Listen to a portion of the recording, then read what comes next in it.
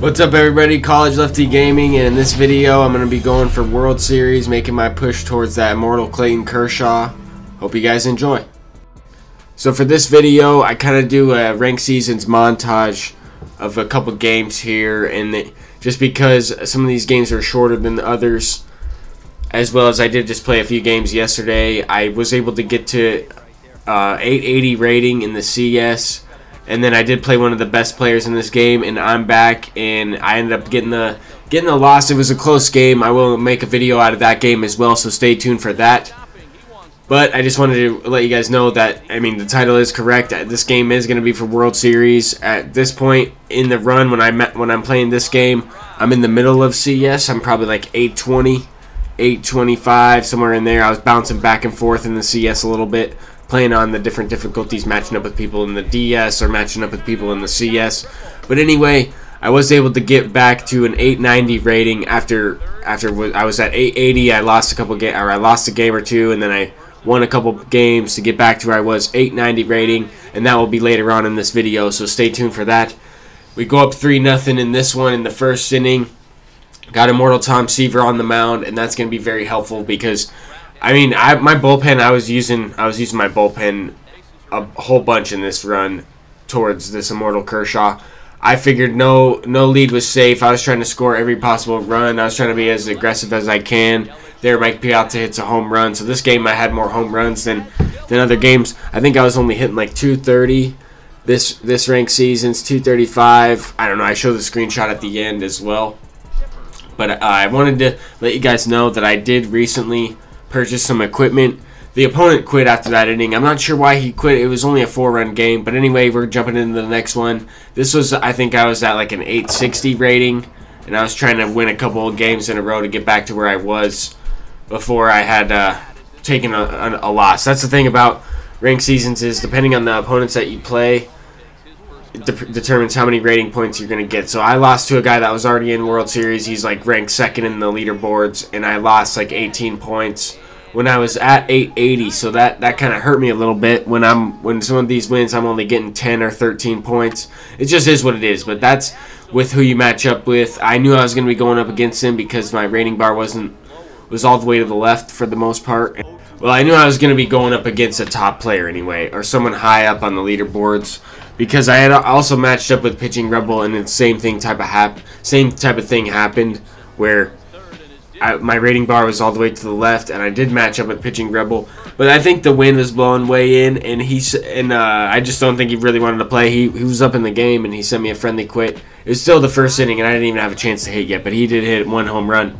There were 2 outs or something like that. He hit one home run, and then he sent me a friendly quit a few batters later after he had a guy on base, I think. So I was kind of confused, but at the same time I wanted to give him that friendly quit. He might have had something to do.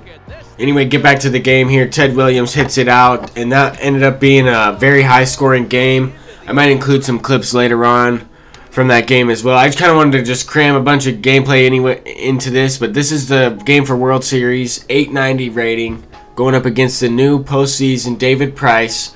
We got Immortal Nolan Ryan on the mound, and this opponent was in the DS. So this game is going to be on All-Star difficulty, and that's the thing, is like, you run the risk. He did send me a friendly quit. I denied it. I ran the risk of taking probably a minus 20 points here. I'm at 890. I probably would have lost 20 points because he was at the 700s if I do lose this game. So I kind of took a little bit of a risk playing it, but at the same time, I figured why not? I'm facing this David Price. I haven't faced him yet. And the opponent's getting started off with the base guys on base already. Luckily, I was able to strike him out. Nolan Ryan's probably the worst pitcher I would want in this situation, but especially on All-Star difficulty. But the PCI will still be fairly small. There, I was lucky. I was lucky I was able to get him to go the other way there. If he was able to pull that pitch or be early on it and rip it down the line, that Aaron Judge card is really good. I've given up a home run to him or two already. Some of these new postseason cards, I see people have them in their lineup, and they're very effective cards. I mean, I think they're great. At the same time, I'm not going to use them, but I've been going up against them, so I'm like, dang.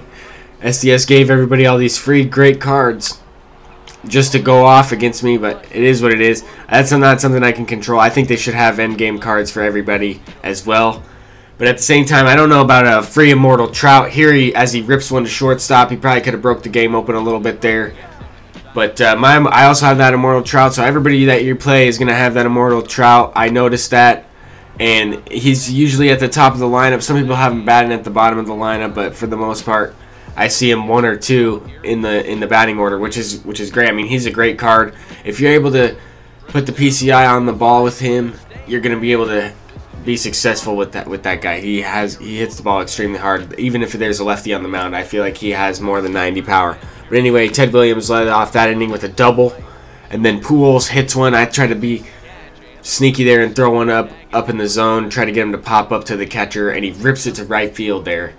But his creative player luckily got him to jam him. I thought he was going to be able to score on this. If it was me, I probably would have gone just to be an idiot and try to score, and I probably would have scored because the throw was off, even with Yogi Berra behind the plate there. I don't know what the heck happened. I think I might have brought in Piazza later on in this game because David Price is on the mound. If he stays with the lefty, that's probably what I would do every single time. I do really like Yogi Berra, and I start him once in a while.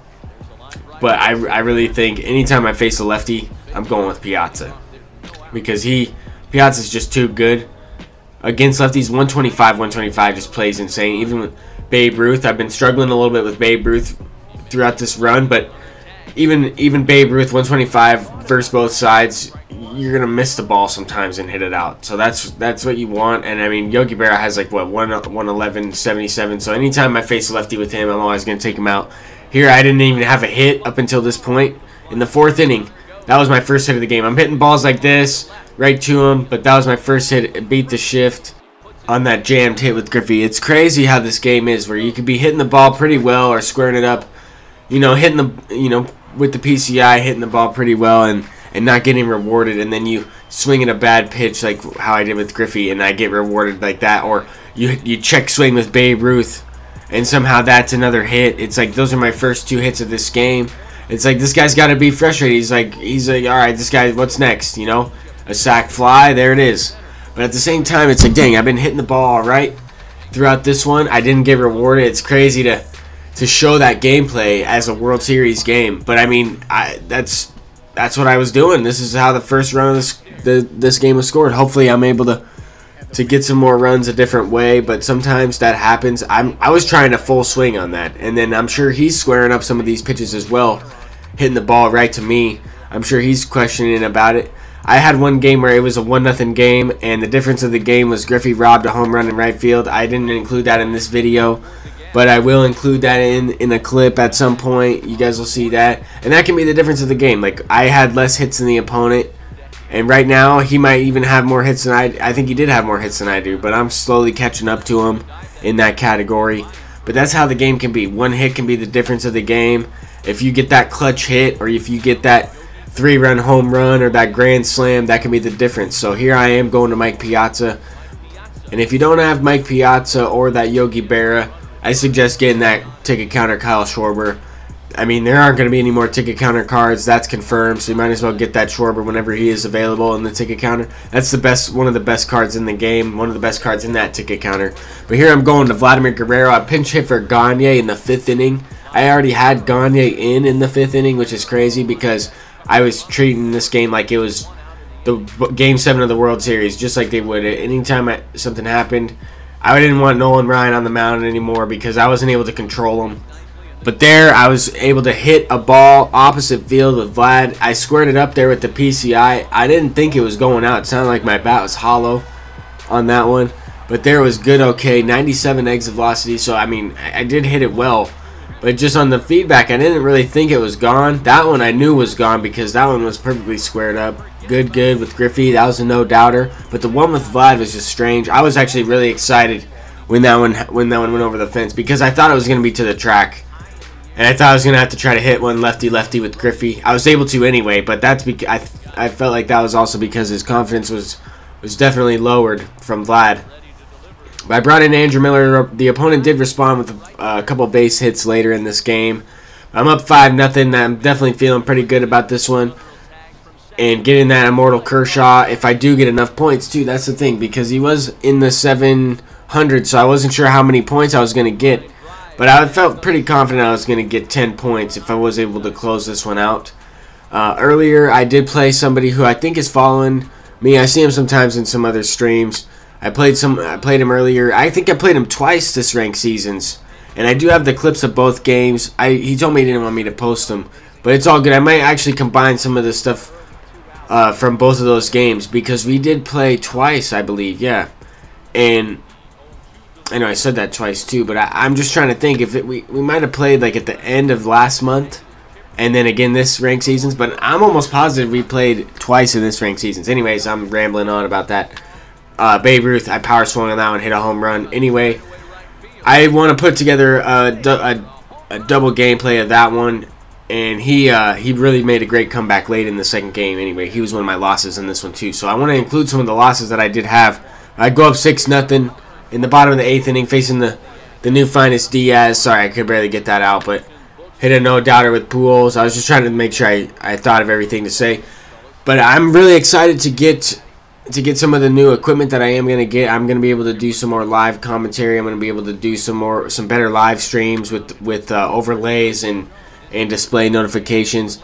Anyways, I'm also going to be able to do some higher quality videos, higher quality streams in 1080 HD as well as 60 frames per second. So I should be able to do that. I'm getting a really good computer. I think I probably went overboard on getting what I got, but I wanted to get all this stuff immediately, all at the same time, as well as just try to learn how to set everything up all at once and get everything going.